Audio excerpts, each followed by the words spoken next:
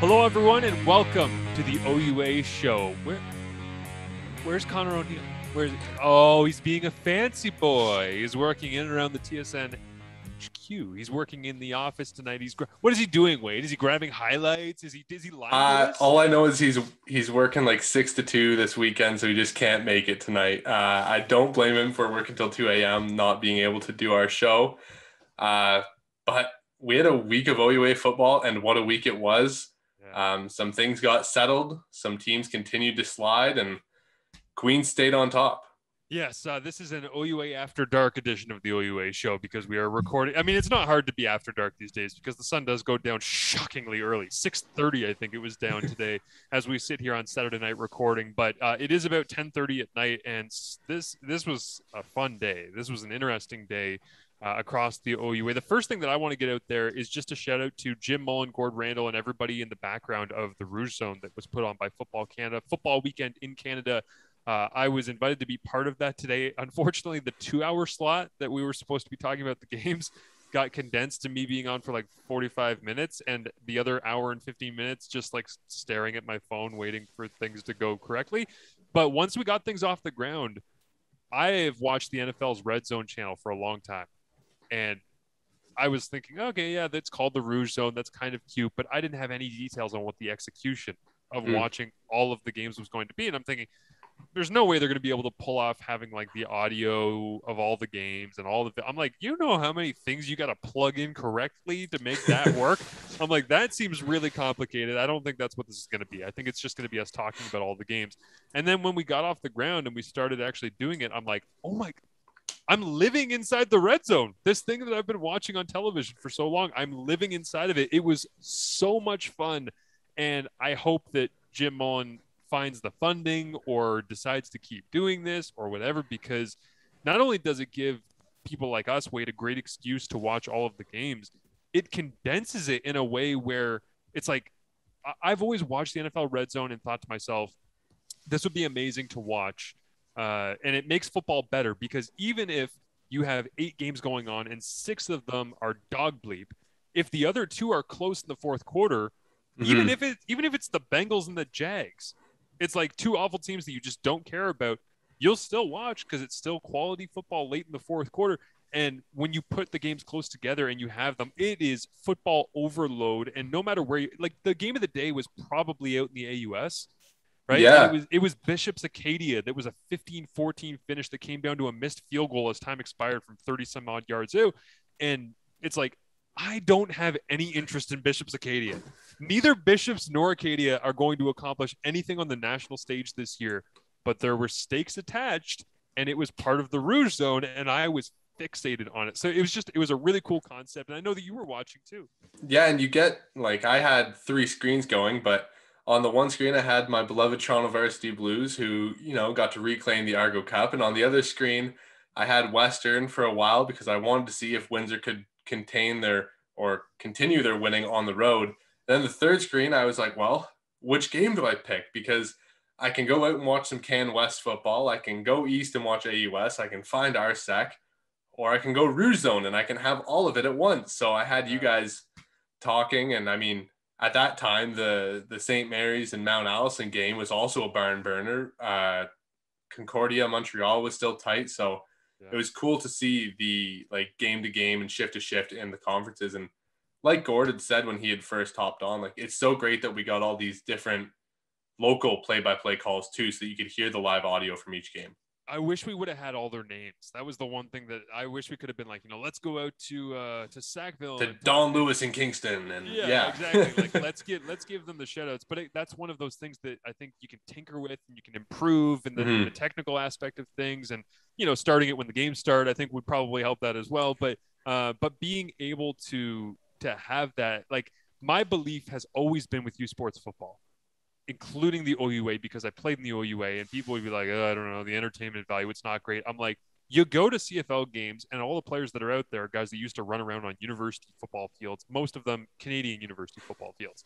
I'm like, so why do people bang U Sport? I've always said if you put the product in front of people consistently, it will draw them back in. It's just the fact that obviously because we don't have TV deals week to week, that you're not getting a lot of that stuff out there. Man, this is the direction to go.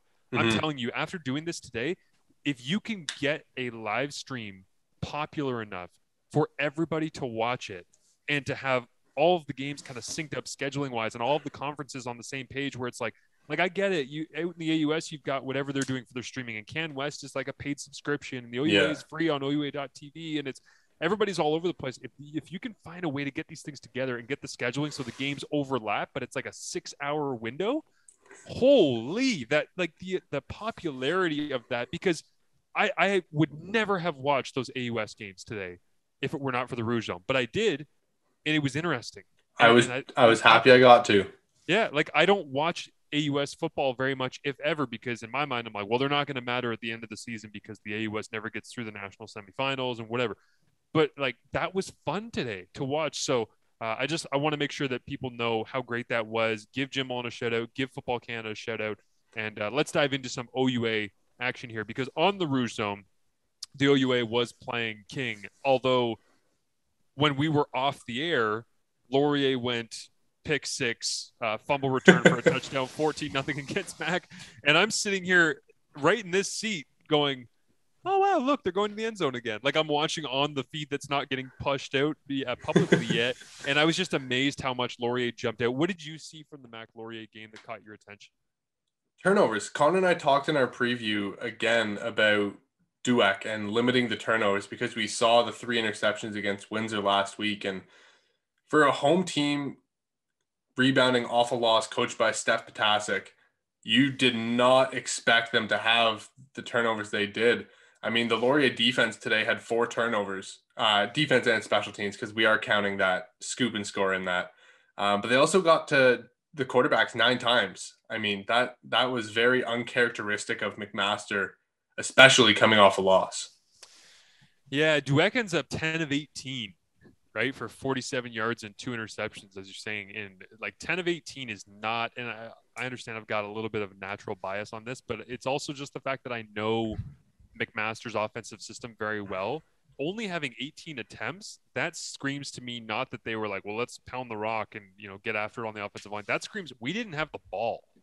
Like they didn't have the ball nearly enough throughout the day. And to see McMaster lose in that way at home, coming off of a very difficult loss on the road in Windsor, their spirit, I think, is a little bit broken right now. And to go from being in a national semifinal against the Calgary Dinos in 2019, pandemic year, and then to have this happening this year where they're now 1-3 and they're in the very difficult OUA West, you're not looking like you're going to get that rematch against the Western Mustangs that everybody anticipated at the start of the year. And I actually ended up in the McMaster post-game Zoom conference call. It was kind of awkward. I got an email from Jay Bartlett, who does a great job at McMaster, because I'm on some media email list for, press conferences. Yep. And I got the note and I just was like, yeah, why not? I'm sure lots of people will be asking questions. Why don't I just drop in? So I click on the link. I'm the only person who shows up in the room. And so Potasic answers a couple of questions for like the internal Marauders.ca. And then I'm there with my camera off, and Jay Bartlett goes, Marsh, do you have any questions? I turn on my camera. I'm like, not really. Hey, P, I just wanted to say what's up, and I'm wishing the best for you. And he's like, good to see you, Marsh. Go Mac. I'm like, on one of the worst days in recent memory for McMaster football, I was like, I am such a dick for diving into that Zoom conference. I was like, I just wanted to say hi, and I wanted to see what he had to say. And so it's confusing. It really is, because they've got a lot of talent. They've recruited well, and Laurier is not a world-beating team. They were 1-2 coming in as well.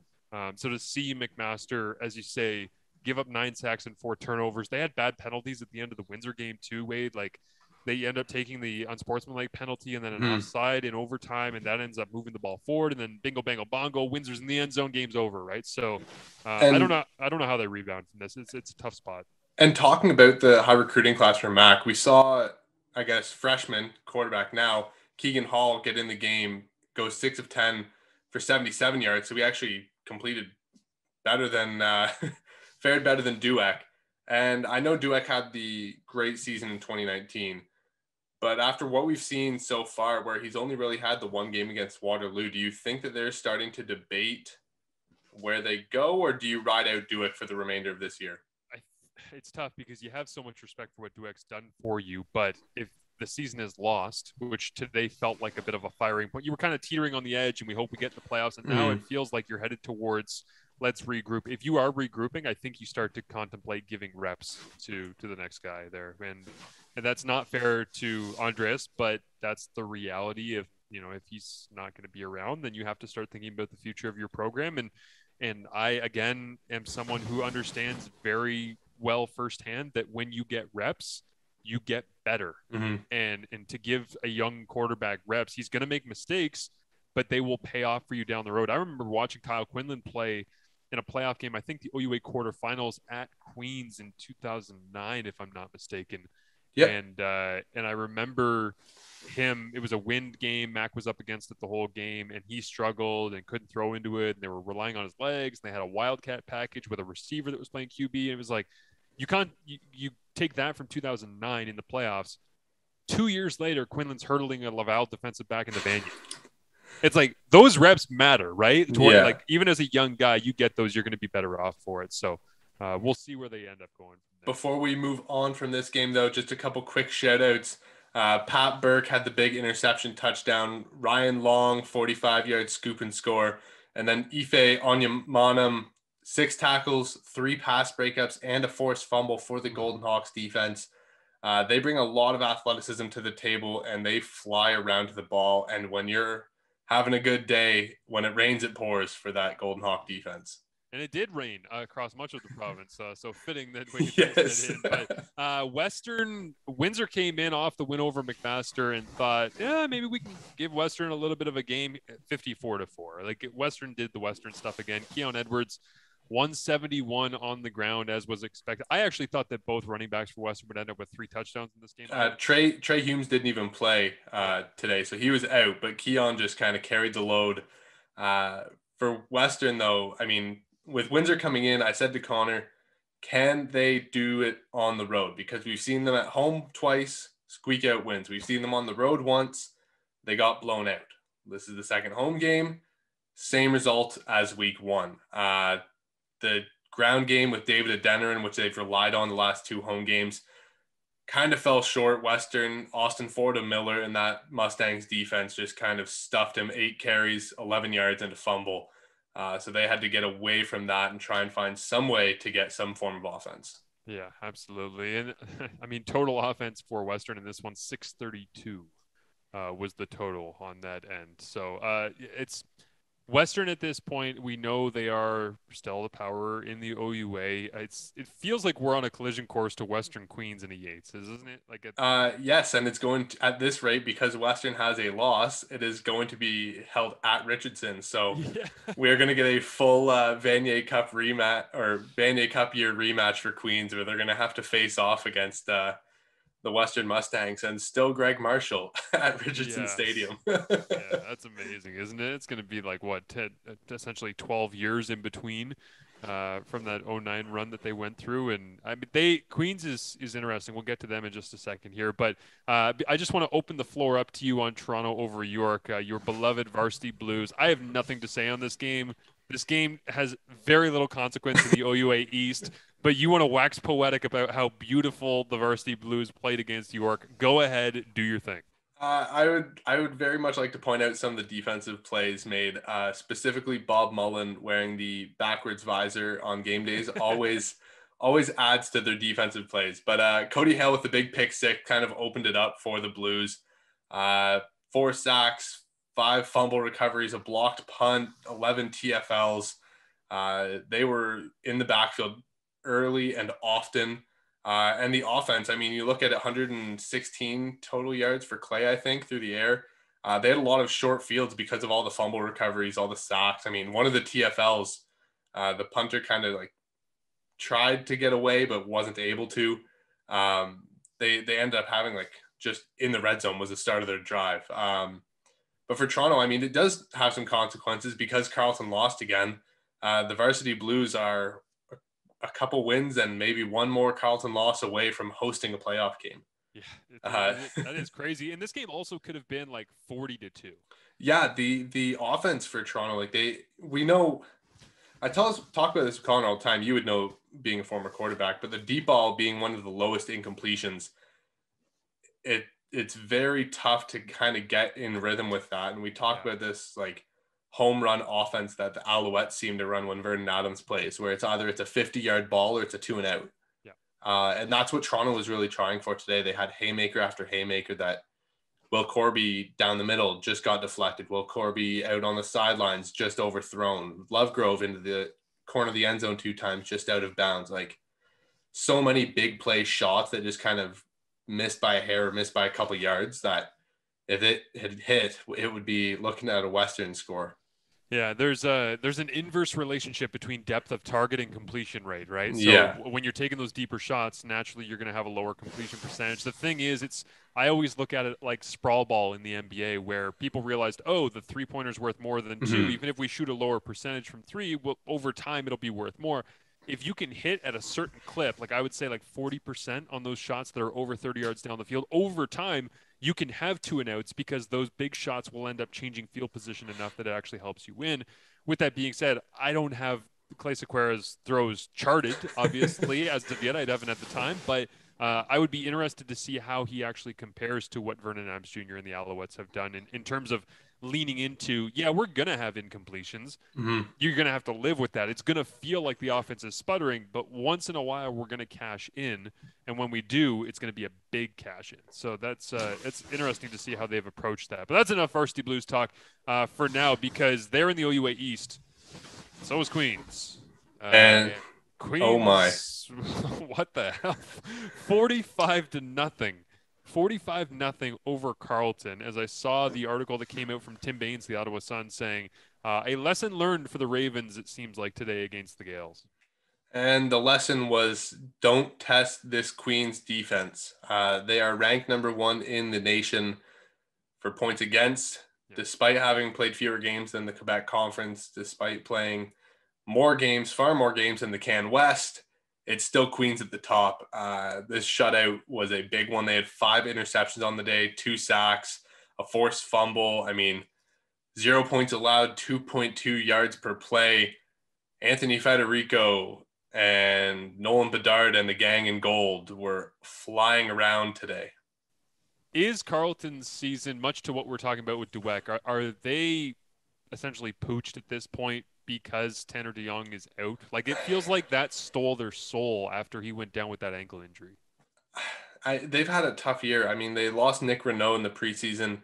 They lost Tanner in week 2. I mean, with having that 5th-year quarterback who you're relying your offense runs through, like, how many times did we talk about that first throw of the year where he just kind of half opened and launched at 50 yards? Like, crazy. That's not something that you can see very often from a quarterback. And when you lose that, and then you go to the Panda game and it's a high emotion, and you're not even able to get your second string quarterback because he's hurt, and you're playing with Van Koffnet, who is your third string. It's just kind of tough to get any momentum going. And you thought that maybe they would after the win over Toronto, but they come into Queens and Nathan Carter isn't able to get going on the ground, and it just stacks up pretty quickly once the turnovers start falling in. Yeah, that's tough. That's really tough for them. And as I was watching the Rouge Zone today, once I was done, I'm covering the CFL stuff, and they're talking about how good Queens is and how they've produced a lot of turnovers. And just as they're talking about that, there was another interception. And I was like, man, as you say, 5 interceptions created. Like, we cannot emphasize that enough, because Western, when they play against Queens, is not going to take to the air a lot. But the formula for beating Western typically is you get pretty decent run defense. You get some timely run defense where you get a stop on 2nd and 3, 2nd and 4, but you create turnovers. If you can shortchange them, take the ball away, and hurt their time of possession numbers, that might be the formula that Queen's able to use. Now, Western is a completely different monster from what Carleton is, obviously, but if they can access some of these things that they're developing, and also James Keenan, like, I've been really impressed by his throw making ability the last couple of weeks. 16 to 26 today, 251. That's a nice stat line, relatively clean, 2 touchdowns, 1 interception. He's going to make the odd bad throw that's going to get intercepted, but again, he's similar to Clay Sequeira, I would say, in the sense that when he makes a good throw, it's a real good throw. Like, it's a game-changing throw. And Queens, obviously, the running game, like Rashid Tucker, is just going to go rampant all over people. So. I mean, Rashid actually has been held under 100 yards twice this year, both of them against the Carleton Ravens. He finished with 74 yards, but I think Derbyshire, their backup, was able to kind of piece together to get the team over 100. But talking about James Keenan, the one throw that he kind of made today was the touchdown to Sakia Cuomo on the goal line. And they ran, it was a three receiver set into the boundary, and Sakia or Cuomo came from the three, kind of ran like a true wheel route, full like 1 yard arrow route flat and up the sidelines. And Keenan just spotted it over the defender and Just Quamo. dropped it. So it was kind of like a rope, and Quamo just kind of like picked it off the back of the helmet. Damn. See, but that's what I mean is like that's a ballsy throw. Yeah, Because like if the defender turns around and plays the ball in the air and you throw that as a rope, it's like that can be intercepted really easily and you can look really bad for doing that. But when you throw it with confidence the way Keenan does, like I don't know, man. It's going to be tough because if he plays in the Yates against Western, Western will force you to A, take the checkdowns, take the flats, and B, if you decide to be ballsy with some of your throws, they will create turnovers off of you, and that's where you go from like, oh, all the things I was doing all year, 45-0 over Carleton, suddenly they're not working, and now I'm giving up short fields, and oh, Western's up 14-0, and how do we get back in this game? They're going to force you to take checkdowns and play underneath and all of that stuff because they're not a crazy pressure team. So I'm very curious to whether or not Keenan will essentially continue to try to make those throws as we get closer and closer towards playoff time, because it could be feast or famine, and that's for a Queens fan, that's really exciting and mhm. also terrifying. And I mean, we saw it last week. He had like the rollout to the left. Also, when he like pulled up and threw like a fadeaway jumper to the sideline. Yeah. But like even this week, throwing three into the boundary and you're gonna throw a rope at the back of the defender. Like there's extra defenders over there. So even if that ball gets like popped up and tipped, there's extra bodies that could be picking it off. And I mean, for Queens, like this game just kind of confirms that they can put it into cruise control for the rest of their schedule and like take over the East. Yeah. I don't think they're going to put it in cruise control because I mean, would you rather host a Yates Cup or would you rather have to travel to Well, London for there's a there, Yates Cup? yeah, you obviously want to host it. That's a big difference. But I also think that what's the point of taking your foot off the gas when it's already a condensed season? Like Mm-hmm. you've been training. This is the thing about this year is you've been training and waiting for this opportunity to get back on the field for a year and a half. Why would you say 6 games is too many? No, like just go, Yeah. do what you're doing. Keep going. Like put your head down. You can rest in late November, early December for another 8 months. That's the beauty of football, is that you get to train and forever and prepare, and see whether or not it pays off. And it's paying off big for Queens right now. So yeah, keep your foot down. And even like with their young secondary, like guys like Ethan Martin and Keegan Vanek who are starting at a very young point in their career, they're playing integral parts. Like Ethan Martin's one of the team leaders in tackles. Get these guys all the reps. Get them, like you said, you get better taking those reps. I expect Coach Schneider, Coach McManus, and the Golden Gales staff to keep the throttle all the way down for the rest of the year. The last game here from the week in the OUA across the board. I didn't see a second of this because I was doing CFL stuff and watching the Montreal Alouettes just play around with the Ottawa Redblacks. But Guelph 27-10 over Waterloo, and the only thing I know about this game is that my beloved Trey Ford seems like he was dinged in this one. What happened? What's the exclusive Wade Zanchetta report? I actually had looked up. I had to go and I had gone to change something in my laptop, or I'd gone to get my charger or something. I came back down. I see him like limping towards the training bench, and I'm like, oh no, that is never a good sign for the Waterloo Warriors.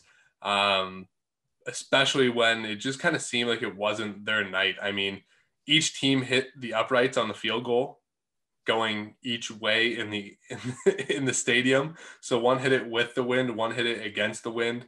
And then I think Trey, before he got hurt, also ringed one off the post, like throwing into the end zone. They got magnets out there. Yeah, like I don't the most bizarre circumstances. But even with Trey Ford getting hurt, like he finished with 171 rushing yards on the night, but the passing game just seemed out of sync. I guess it might have just been one of those nights. Gordon Lamb started to make an impact. I mean, he had like a crazy juggling catch on He third was down, and really good against McMaster. Like I was really impressed yeah, with Gordon Lamb against Mac. and I was surprised with the lack of usage almost in the first week for him.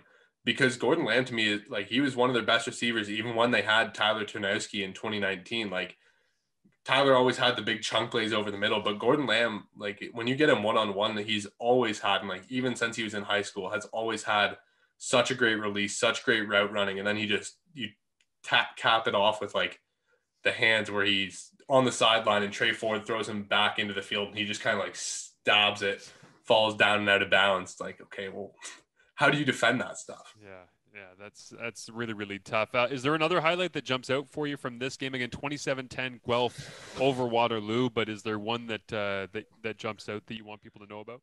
There's two plays, I guess. One would be Clark Barnes. He caught like a 5-yard hook at some point in the game, second quarter.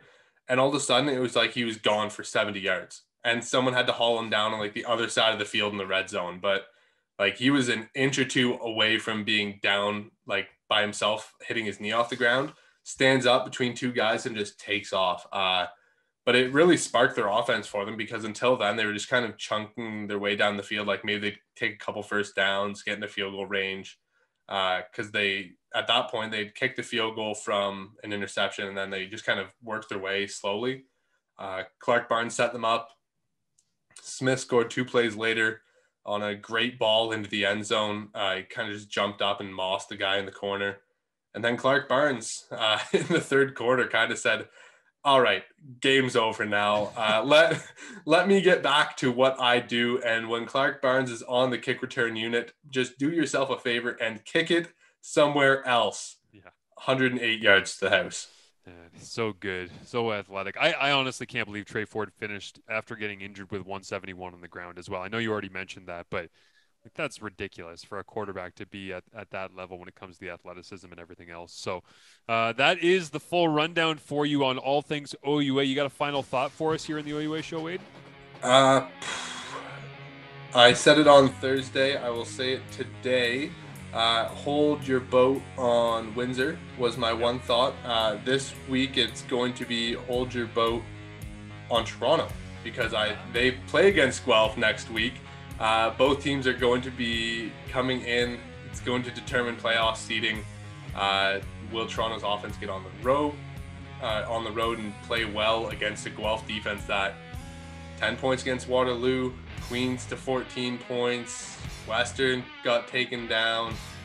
They're playing well, so it'll be a true test. Go. Looking forward to it. Quick shout out here to Fox 40.